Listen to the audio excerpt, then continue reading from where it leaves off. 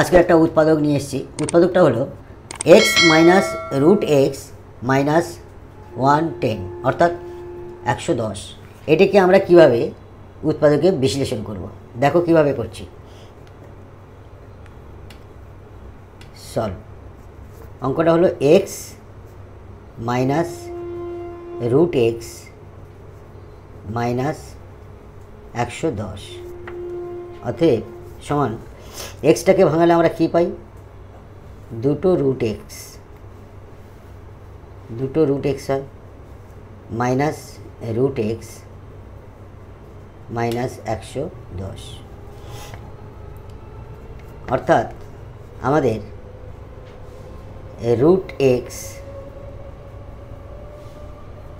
Whole square দিতে পারি minus এইটাকে ভাঙাবো 11 minus 10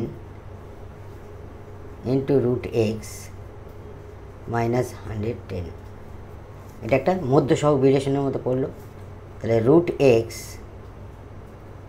square minus 11 root x মাইনাসে মাইনাসে প্লাস 10 রুট এক্স মাইনাস 110। এখান থেকে আমাদের এই পর্যন্ত কী কমন উঠতে পারে, এখানে দুটো রুট এক্স, এখানে একটা রুট এক্স। তাহলে রুট এক্স যদি কমন নিই,